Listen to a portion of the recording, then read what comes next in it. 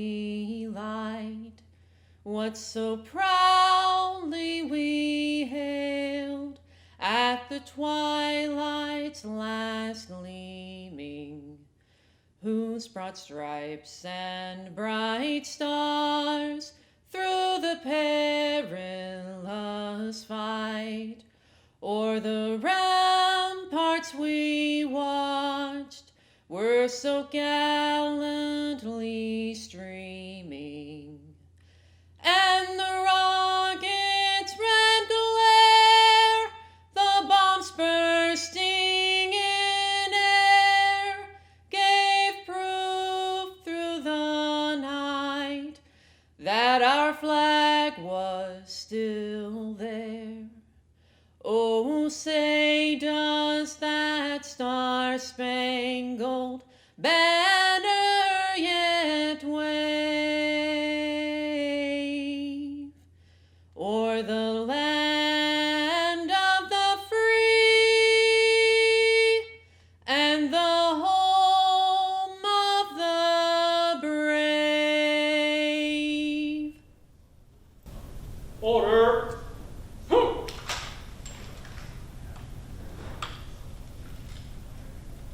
Right there.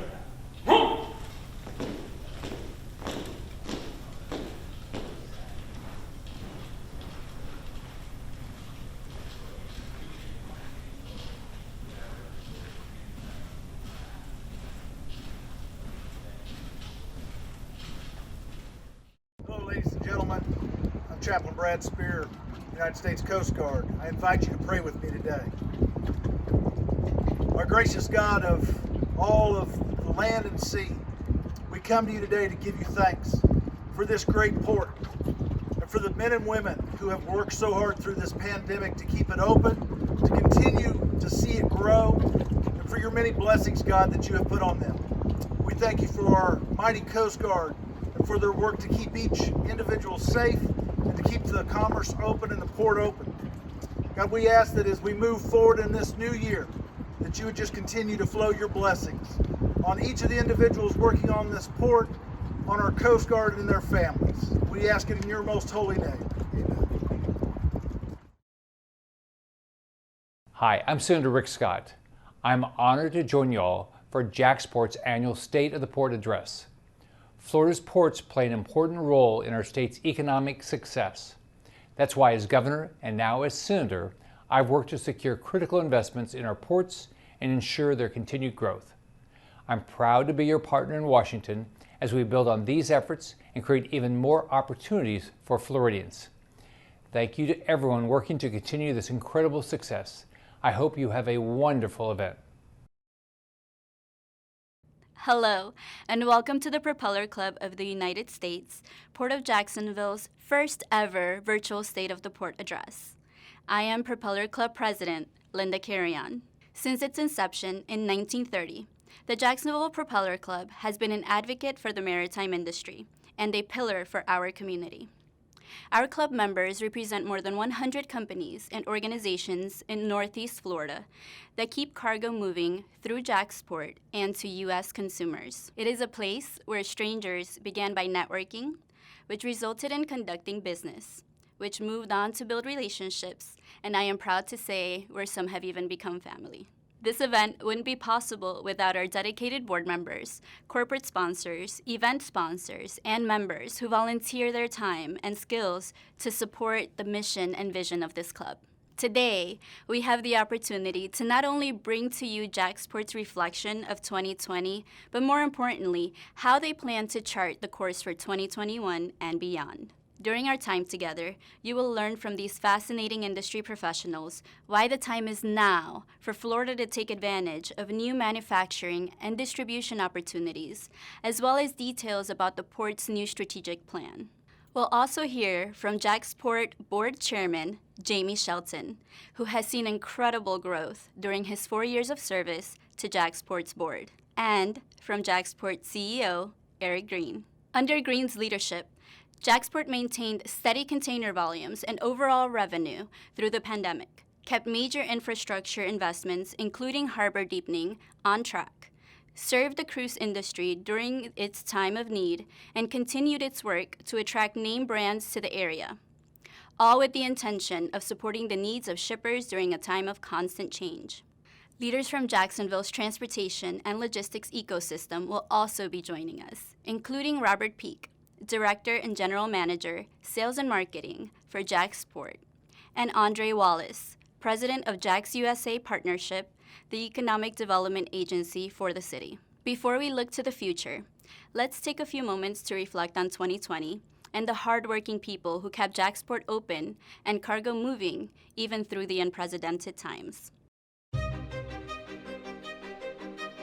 I'm proud because we persevered through the pandemic. Everybody just came together and did what we had to do to make sure we all were able to take care of our families.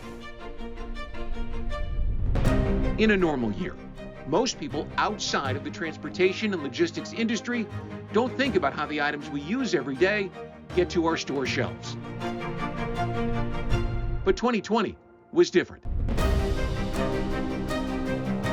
Through the disruption and uncertainty, the people of our port community kept it all moving, turning global uncertainty into the supply chain's time to shine.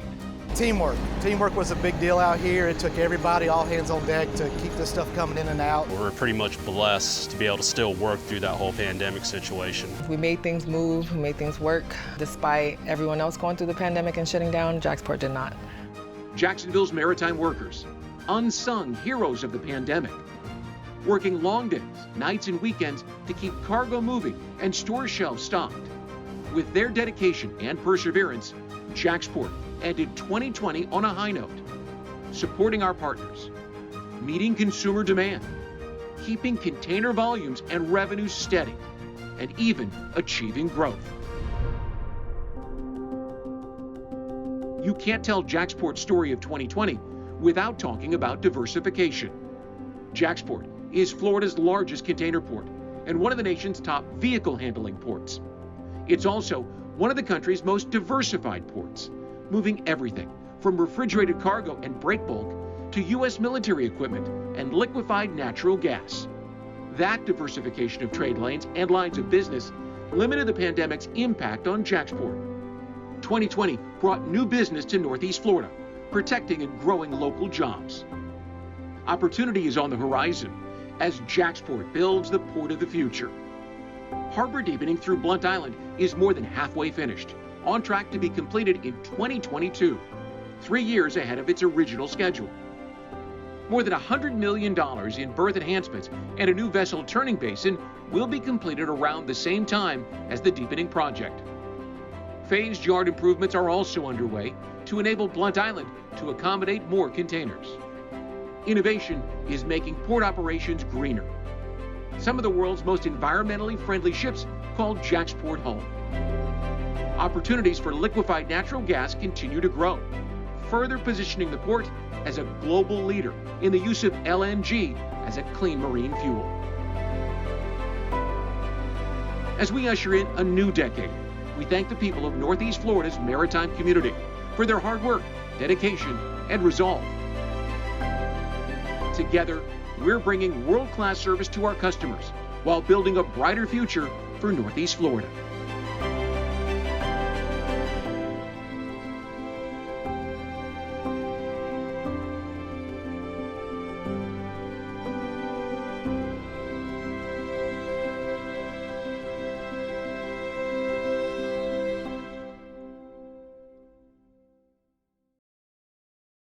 I'm JAXPORT Board Chairman Jamie Shelton, here with JAXPORT CEO Eric Green. Eric, what a 2020 it's been. The pandemic, everything that we've gone through, our city, Northeast Florida, the country, the entire world. And for JAXPORT to continue to hold the line, to hold on to our revenues, our containers, our relationships and shipping lines and things that are happening at the port, it's been quite a testament to your leadership and you and your team, and it's been a very good year considering everything that we've gone through. Jamie, thank you very much. You know, it's really a testament to the port workers, our customers, our tenants, our employees, our senior leadership team, as well as our board. As you well know, The rating agencies has rated JAXPORT as one of the most diversified ports in the nation. We continue to see container growth in the Puerto Rico market, as well as an uptick and a rebound on the Asian international trade. As you know, we all took a hit that in the auto market, but our military cargo made up for that. So we've seen a tremendous rebound towards the end of the year. Eric, JAXPORT's harbor deepening project, not even arguably the biggest project ever in the history of JAXPORT. It's amazing what we've been able to accomplish during a short period of time. As we were talking earlier, I remember when I came on the board, I still have it, this one sheet of paper showed the timeline to completion, showed the anticipated expected cost of the project, and a few other things. But looking back now, you know, we're almost 3 years ahead of schedule for completion of the deepening. I know we're way under budget from what we initially anticipated. So what an accomplishment it's been to get to where we are today, and under your leadership, where we're going to go. You know, one of the interesting things about this project is it will provide an immediate economic benefit to our community. And what that equates to is jobs. We're seeing larger ships, and you have to be able to optimize the depth of your channel so that those ships can operate. Last but not least, our port partners. They're making huge investments in the facilities here, as well as adding new and improved equipment so that they can maximize the operation of the terminal and become even more efficient than what they are today. JAXPORT has a new strategic plan. Obviously, harbor deepening is a key component of that plan. But there's 10 goals within this new plan, 4 main goals that are part of it. And I'd like to hear some of your thoughts on those opportunities. One of our biggest opportunities is our partnership with SSA Marine. Being a landlord tenant, it has allowed us to be very creative in that partnership. We built a very strong relationship with them. We also have made major investments in our berthing capabilities. We have spent, under your direction and leadership, a little over $100 million where we would actually be able to see a total of about 2,600 linear feet, which would give us an opportunity to berth 2 post-Panamax Neo vessels at the same time. We are improving our turning basin to be able to handle those post-Panamax vessels, as well as the improvement of 80 acres of uplands to include 3 post-Neo post-Panamax cranes that will come here at JAXPORT. The economy in Florida and where we are today, Florida has approximately 22 million residents right now, and we all know that's growing every day. I don't know if there's hundreds or there's thousands of people, but we know they're coming from states where they want to be in Florida now. And as you and I have talked offline before, you know, what the Governor DeSantis has done in making sure Florida is open for business and doing the things safely during the pandemic is the right thing to do. These people, not only our residents we have today, but these people coming in, they're going to need goods, they're going to need things, and how do those goods get here? They come in on the ships, they come through your port, and they come to our residents. Absolutely. You know, there's tremendous opportunity for Florida-bound cargo. You know, we see almost 1 million additional containers that enter into the state of Florida from other ports. So this has created opportunity for us. We have millions of square feet of distribution space, as well as a great network of manufacturing facilities here.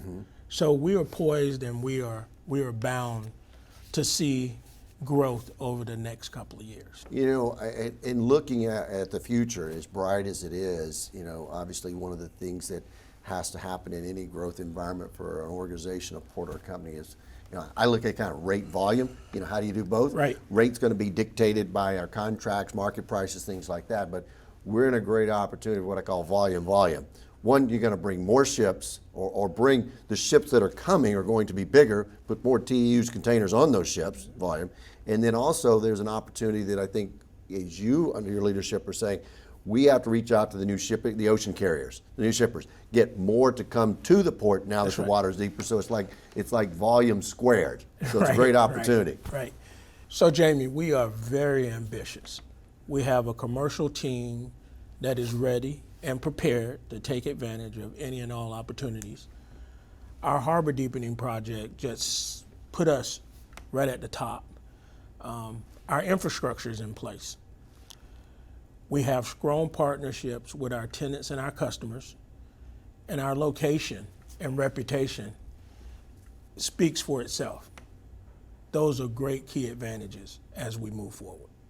Well, that's kind of, point one of our four main goals is really kind of growing the ships, bringing the containers and growing that piece of our business, which we know that is the largest part that we have. The second goal, main goal, is really, how do we continue to increase our great auto presence? It's been a phenomenal year in autos in so many ways, and it's a lesson in simple economics as well. General Motors can't make cars fast enough to sell them. That's right. And the discussions that we've had is like, well, is it just pent up demand? Is it this? They said, it's a little bit of both. There is some demand for the people that have those cars, but we had that void where manufacturing was shut down. So you got you put a bubble in that pipeline, they can't fill it quick enough. And so I think there's another opportunity for us to continue to go on that second goal of our strategic plan. You're absolutely right, but you said it earlier. Florida is the fastest growing state in the nation, right? We're the third largest. We're one of the top vehicle handling ports in the entire nation.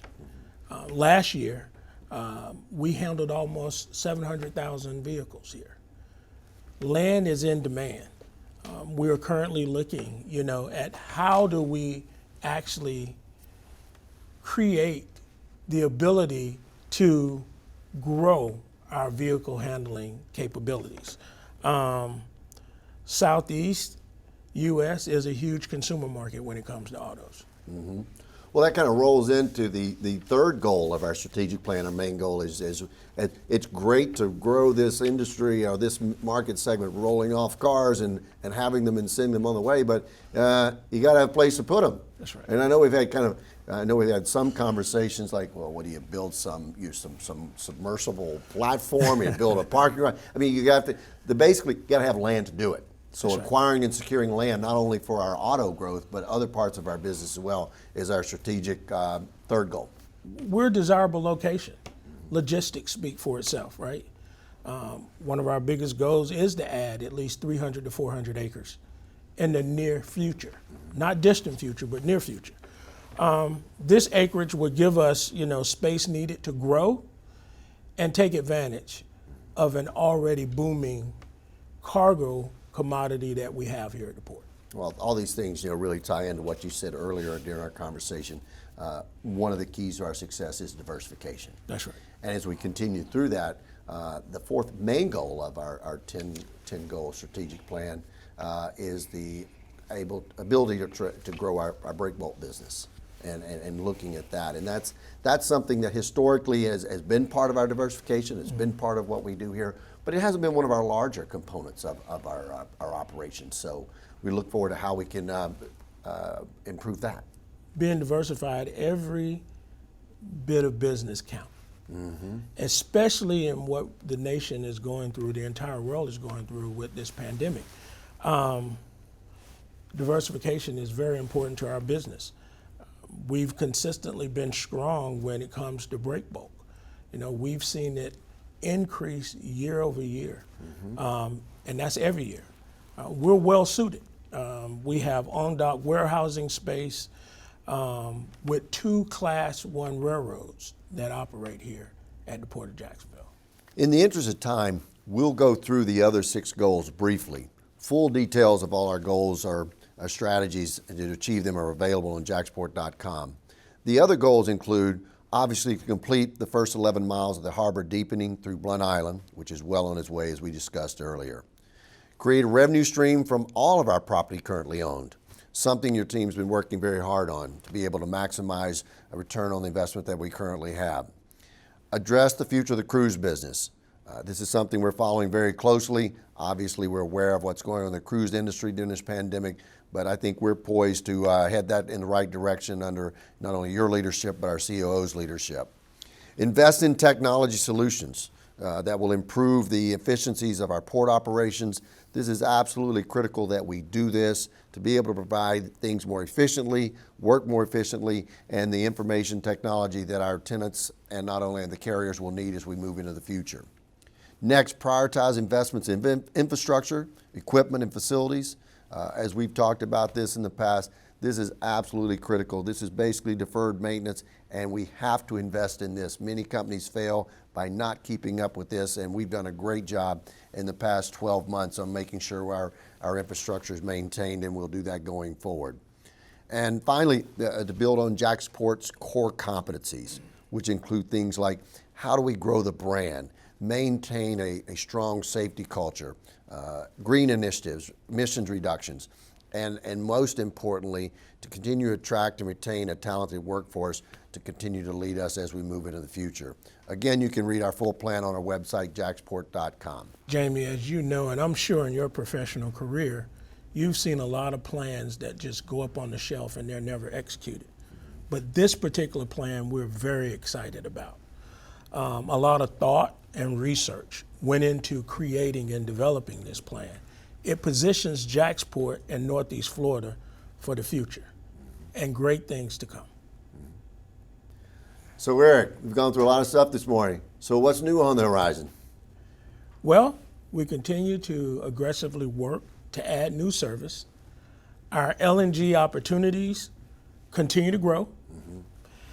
And e-commerce is definitely a growth opportunity for us. The pandemic and e-commerce have created two opportunities here in Florida. JAXPORT is well positioned to take advantage of manufacturing and distribution and the well-paying jobs that are going to come along with this. Thank you, Eric. It's been a pleasure talking with you this morning. Look forward to many successful years to come. X marks the spot. Here at the crossroads of ocean, road, and rail, JAXPORT is extending its connections in all directions, both global and domestic. This is the exact kind of place Road 1 wants to be, so we're excited to announce that we've dug in and strengthened our position in Jacksonville by acquiring JZ Expedited Companies. JZ's dedication to connect the global supply chain will continue inside the Road 1 network as two new operations, JZI Intermodal Logistics and JZI Logistics Solutions. Together, they'll expand our capabilities within Florida and extend our national transportation, transloading, and warehousing network. Along with the operations, we're thrilled to welcome JZI's executives Robert Fox and Chris Loop to our management team. Working closely with Road 1 senior leaders Ken Kellaway and David McLaughlin, they're poised to grow the business and provide customers with even more efficient and agile supply chains. JAXPORT is in the business of making that happen, and Road 1 is excited to make our mark.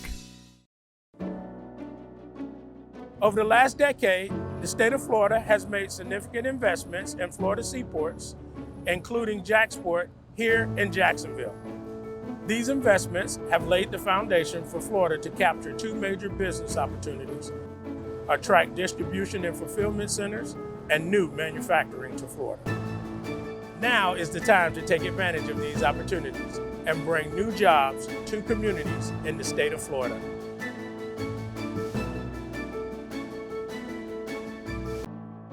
True global gateways. Florida's seaports deliver the goods we all depend on in our everyday lives, while connecting the state's businesses to the global economy. The economic impact is significant. Cargo activity at Florida's ports support hundreds of thousands of jobs. JAXPORT alone generates more than 138,000 jobs in Florida. Port-dependent jobs pay an average salary of more than $70,000. Well above the state average. Recent changes in global trade present tremendous economic opportunity to grow these jobs and the positive impact on the Florida families they support. E-commerce has grown at unprecedented rates as the COVID-19 pandemic has people spending more time and dollars at home. Major e-tailers are opening new distribution and fulfillment centers around the state to meet the demand for next day and same-day deliveries. These facilities need to be located near major population centers. Communities such as Jacksonville and their outlying areas can benefit by attracting more of these distribution facilities, which generate jobs at the facilities themselves, as well as additional jobs throughout the supply chain. Everything from trucking and warehousing to logistics support and inventory management. The boom is already underway. In the last 2 years alone, some of the world's biggest names in e-commerce have opened facilities in Jacksonville. These facilities are part of more than 9 million square feet of industrial real estate space that has been built or is under construction here in Northeast Florida. Approximately a third of this space has been leased by or sold to retailers engaged in e-commerce.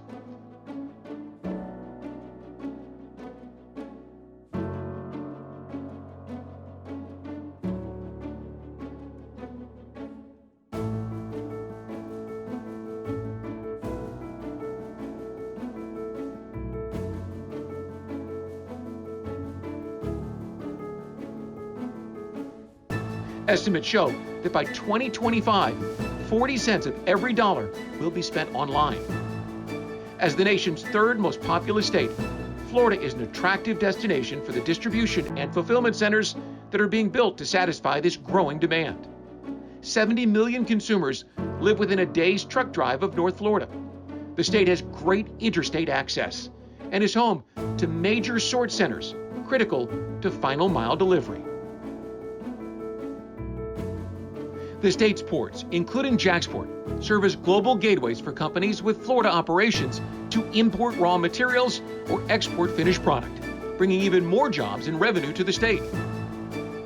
Continued investment in education and workforce development gives Florida an edge over our out-of-state competitors. When Florida prioritizes its ports and invests in its people, global companies take notice, opening up new trade lanes with Europe, Asia, and the rest of the world. This presents new opportunities to grow Florida's economy.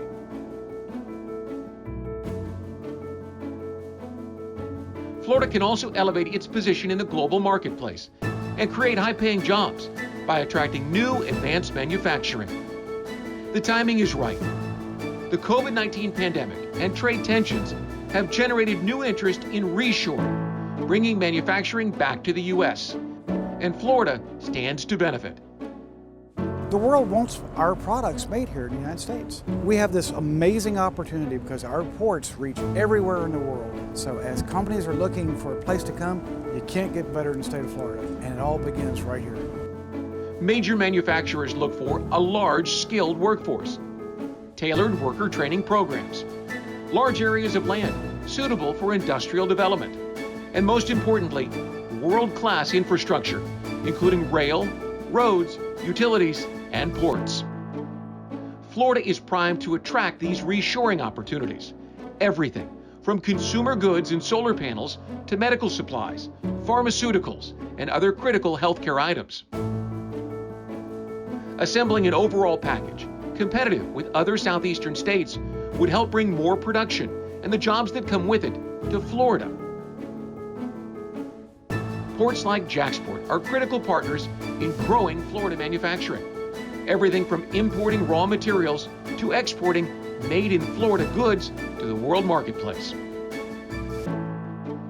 One example of an industry to target is vehicle manufacturing. In the automotive industry, Jacksonville already has a foothold. JAXPORT is one of the nation's top vehicle handling ports, handling new cars and trucks for more than a dozen major automobile manufacturers. And 3 major auto manufacturers already have distribution facilities in Jacksonville, including BMW, VW, Southeast Toyota, and Mercedes-Benz. Florida has large areas of zoned, shovel-ready sites in close proximity to ports, with access to a variety of labor options. Yet Florida is the only state in the southeastern United States without an automobile manufacturing plant. Even though Florida is better positioned than any of these states to provide a consumer market and distribution network for finished vehicles. Florida leads the region in the sale of new autos and has multiple ports with worldwide connections to import auto parts and export assembled vehicles. As vehicle manufacturing turns increasingly to the production of electric and eventually autonomous vehicles, Florida is the ideal state to locate this production. Florida Governor Ron DeSantis and the state's elected officials have provided historic investment to improve Florida's electric vehicle charging grid. With support from the Florida Chamber, the state is also a leader in autonomous vehicle testing and development. Bringing vehicle manufacturing to Florida is just the beginning.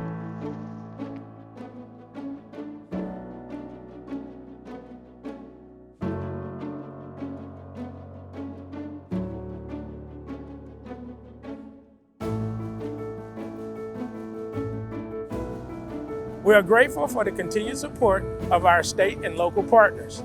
Together, we have a tremendous opportunity to create quality employment for future generations throughout our state.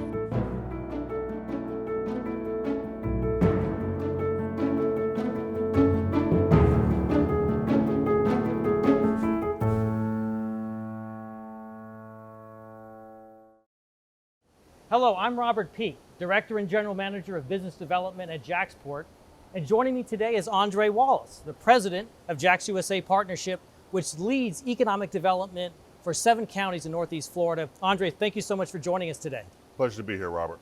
Andre, we're sitting inside this fabulous facility. It's a company called Hans Mill Corporation, which JAX-USA knows well. You helped bring it to Northeast Florida. Yes. They opened this facility in 2017. And they use it to manufacture, to assemble, and distribute stainless steel trash cans sold in retail outlets all over the world. And they also make a variety of plastic household products that they sell. So Andre, when a company like Hans Mill comes to a place like Jacksonville, they're looking for a variety of factors. And one of the business factors they look for is a deep water seaport where they can import raw materials and export finished products. So when you're doing your business development work to bring companies to Northeast Florida, talk to us about how you do that business and how a seaport like JAXPORT fits into that equation. Sure, thanks. Great question, Robert. It's about relationships, and so first, we have a very good relationship with JAXPORT, and that helps us as we're out recruiting businesses to come to Northeast Florida. Those businesses really want to know that we have the relationships that they can tap into. For a lot of times for businesses, it's about confidentiality, and we're in a position to provide that to them. We're also in a position to give them information with regards to labor. Are they going to be able to come here, have the labor that they're looking for? Basically also, again, speed to market. Are they going to be able to find the necessary building assets, whether they've got to build a facility or they're going to be able to lease a facility? We're able to help them with all of that information, and also connecting them with the right local, state, and federal representatives that they will need to help them from a business aspect. We do all of that for JAX-USA. So at the end of the day, it's about the relationships that we have with JAXPORT. Again, JAXPORT, service of excellence being #1 in that in 2019.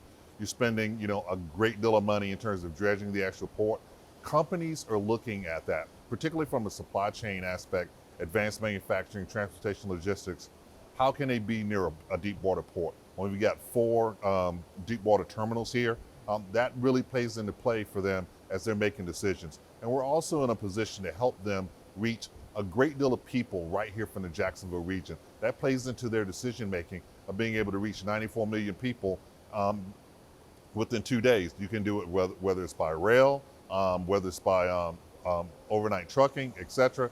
All of that plays into a decision making for us as we're talking to the actual executives to come to Jacksonville region. So that's a lot of factors, Andre. Sure. And the world continues to change. I think about when this facility opened in 2017, how many changes have taken place since then.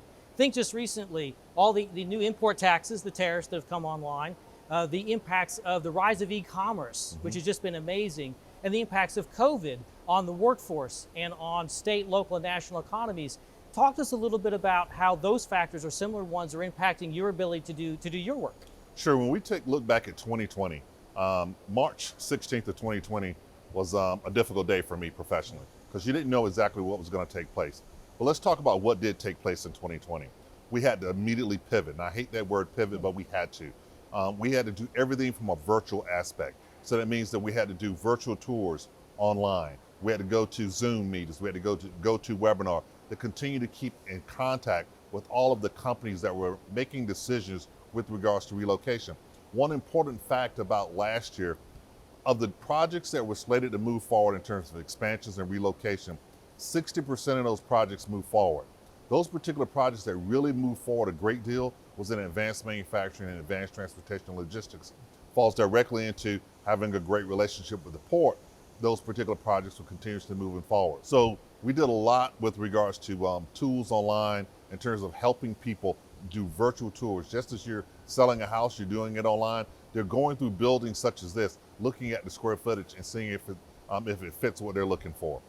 Also, with regards to COVID-19, employees were not employees are working from home a great deal. So we had to work with companies that were making decisions with regards to, is this the right time for us to move to the Jacksonville region? So we had to keep those particular projects and companies engaged. In the midst of all of that, the state took away one of our particular tools to help us in terms of economic development for attracting companies. So 2020 was difficult for us. However, I will tell you the following, Robert. We were able to secure 2,500 new jobs to the region, bring in $857 million of capital investment. So being able to pivot, being able to work with people such as yourselves at the port to continue the marketing efforts for all of Northeast Florida, that really made us very successful last year. Andre, we've seen tremendous momentum over the last couple of years of businesses locating facilities in Northeast Florida. I think of Amazon as a great example. They've not only announced, but actually opened a number of new facilities in Northeast Florida the last couple of years. Wayfair has opened a 1 million square foot distribution center in Northeast Florida. Companies like Article, the Canadian furniture company, Ulta Beauty, 1A Auto, they've all opened new distribution centers here in Northeast Florida the last few years. And in the video that we saw, we know there are a lot of not only distribution but manufacturing opportunities available in Florida as well. Sure, Robert. It really goes to the work that you all are doing at JAXPORT. Again, with the dredging and the ability for larger ships to come in to the actual region, it's giving the supply chain an opportunity to say, we need to focus on the Jacksonville region. And that's where you see Amazon come in, and then other companies are following Amazon. If we just go back and look at the last 5 years, JAXUSA directly ourselves have worked on 13 economic development projects that have basically invested about $3.3 billion of capital investment right here in our region, creating 18,000 jobs. Currently, right now, we have a very strong pipeline of projects. We're working on 50 projects at JAXUSA. Over 50% of those projects are in the areas of advanced manufacturing and transportation logistics. Right now, when you begin to really look at a whole body of work of what we do at JAXUSA, those are two strong industries for us. Also, once we get past the pandemic, we're very strong in financial services. We're very strong in biomed as well as health, as well as IT and innovation. So as we segue into basically why are people looking at our region, when we start talking about available warehouse space itself, when you start looking at last year, we ended the year with about 6.6 vacancy rate of all warehouse industrial space. But in the entire region itself, we've got over 110 million square feet of inventory. Right now, you've got about 1.9 million square feet of space under construction, and the space is less than $5 a square foot. There's very good opportunities for people to be here in our region. Andre, I think those points are really important. And when you think about industrial space, that is really key to letting a lot of these companies, be successful coming into Jacksonville. They either need speculative space in which to establish their operations, or they're going to need land or to lease, but they need space. So talk to us about that, just a little bit more about the availability of industrial space in Northeast Florida to accommodate companies which want to come to this area. So again, it's back to the speculative space. Right now, when you're seeing the spec market that has almost 2 million square feet of space available that's under construction, that's a signal to the actual marketplace. Again, time is money. How quick can we be able to get up and operational? That's one of the reasons why people are actually looking at the Jacksonville region. Then again, price points. Under $5 per square foot for space, that's very competitive. And people and companies really make decisions off of those things. Being able to get into the space quickly, and how much available space do we have? And again, tie into the fact that you've got a very good labor force here. 845,000 people in our labor force. When you talk about trained people from transportation logistics, You've got 3 military bases, 2 naval bases and an Army base in close proximity here. The companies know that they can find the availability of space and labor, and again, understanding the fact that we at JAXUSA help them get through any regulatory process, they're in a very good position to make a quick decision about the Jacksonville region versus some other region. And I like our chances anytime we go into an economic development project, particularly when we partner with JAXPORT. Andre, Jacksonville really has been a global leader in liquefied natural gas and LNG. There have been so many innovations that have come about the last couple of years, and it's been fun to be on the front lines to see that. Talk to us a little bit more about liquefied natural gas and what it's meant for Northeast Florida.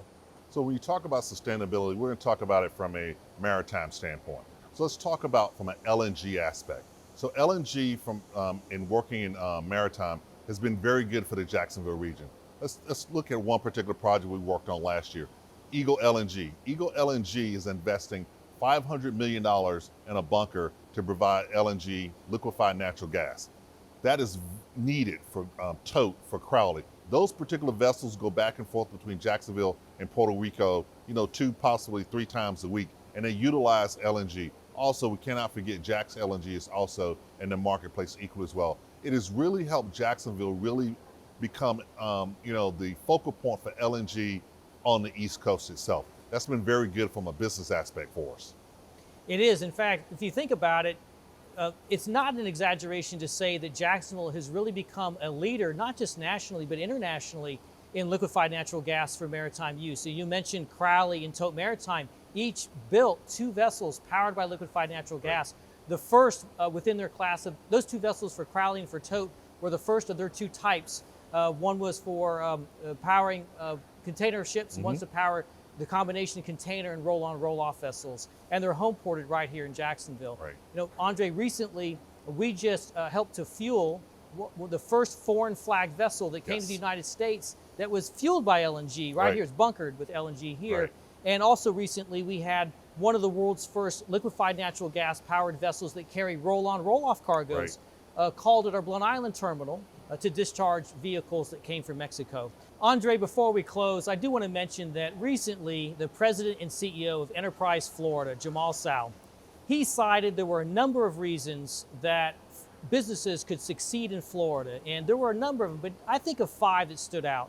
So one of them was the elected leadership in Florida really understands what it means to be successful in business, and they can work with businesses to help make them successful. Another is our low tax rate. You think about how competitive Florida's corporate tax rate is. I like living in Florida because I don't pay any personal income tax. That's a great benefit too. And then the infrastructure. You think of how much money the state of Florida has put into our airports, our seaports, and our roads to keep them really in good shape for businesses. And then the workforce. Florida's the 3rd largest state in the United States. We have a tremendous workforce here. And then quality of life. We live in the Sunshine State, doesn't matter where you live, we got great quality of life. So of those 5 or any other qualities, what do you think stands out for you for Northeast Florida in terms of qualities for business? So Jamal is absolutely correct in everything that he talked about. Let's talk about elected leadership. Our mayor, he was a business owner before he actually became mayor. And so he really understands what it's like to operate an actual business. So it's great to have a partner such as him. It's also very good from a quality of life aspect.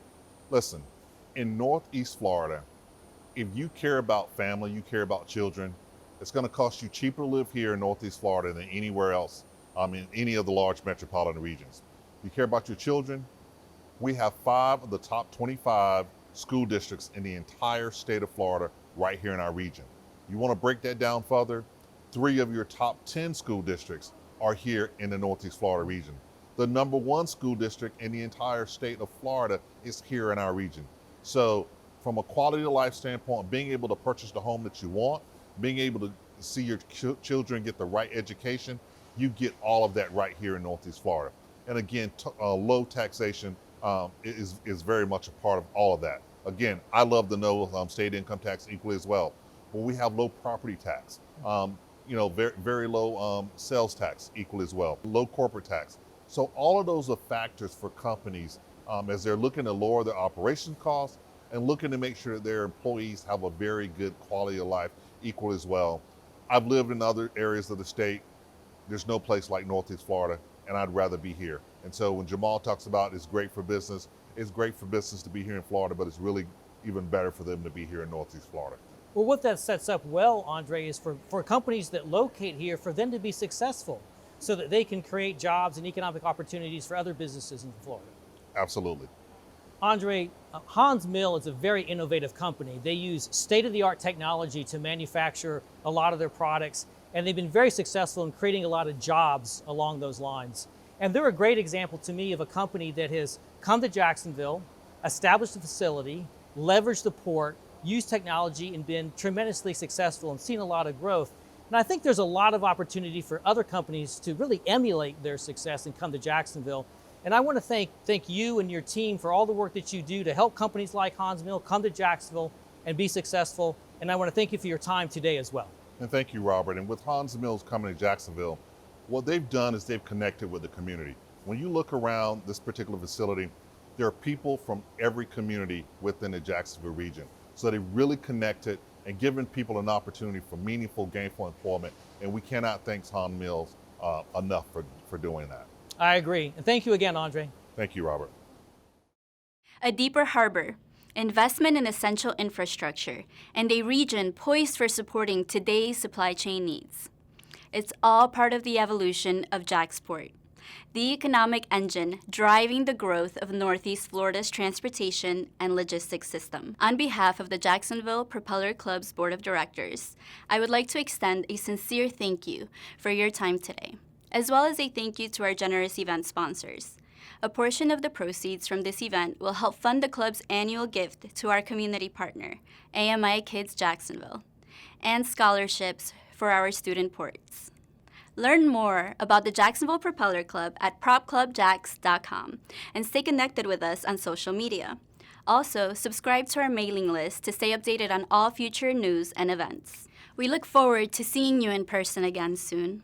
But for now, we wish you and your loved ones good health, and as you navigate through this sea of uncertainties we call life, may you all have fair winds and following seas.